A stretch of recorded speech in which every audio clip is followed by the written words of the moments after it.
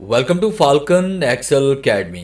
मैं हूं केवल विजय और मैं आज आपको एमएस एक्सेल में पढ़ाने जा रहा हूं फास्ट फॉर्मेटिंग के बारे में कि एमएस एक्सेल के अंदर आप फास्ट फॉर्मेटिंग किस तरह से अप्लाई कर सकते हैं। यानी बने बनाए आप चार्ट यहां पे दे सकते हैं, उसके अलावा आप इसकी कैलकुलेशन कर सकते हैं, उसके अलावा इसके ऊपर फॉर्मेटिंग भी अप्लाई कर सकते हैं।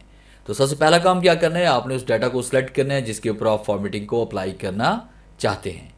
फिर जैसे आप यहाँ पे क्लिक करेंगे तो आपके सामने देखिए यहाँ पे एक छोटा सा ये आपको डायलॉग बॉक्स नजर आए क्विक एनालिसिस का, और ये कंट्रोल क्यू करने से भी शो हो जाता है। अगर आपके पास शो नहीं हो रहा तो आप कंट्रोल क्यू भी प्रेस कर सकते हैं, या फिर आप सिलेक्शन के ऊपर राइट क्लिक करेंगे और उसके बाद आपने क्विक एनालिसिस पे आपने क्लिक करना है। जैसे आप यहाँ पे क्लिक करेंगे तो आपके सामने ये छोटा सा एक डायलॉग बॉक्स ओपन होगा।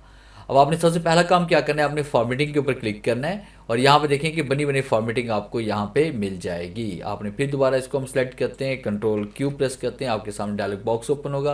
कलर स्कीम्स भी यहाँ पे नज़र आ रही है और बहुत सारा यहाँ पे डाटा आपको नज़र आ रहा है फॉर्मूलाज और फॉर्मेटिंग की मद में।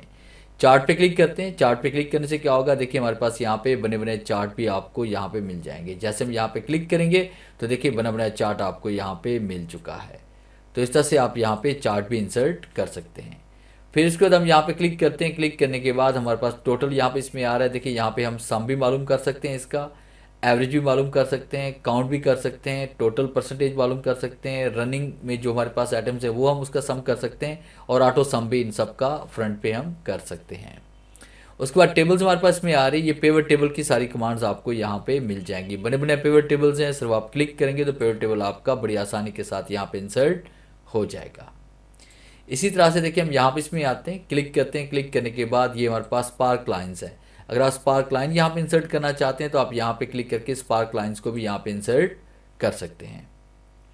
तो ये था मेरा आज का लेक्चर जिसे मैंने आपको पढ़ाया कि आप क्विक फॉर्मेटिंग या क्विक फार्मूलाज किस तरह से इंसर्ट कर सकते हैं एमएस एक्सेल के अंदर। उम्मीद है आज के इस लेक्चर में ज़रूर कुछ नया सीखने को मिला होगा।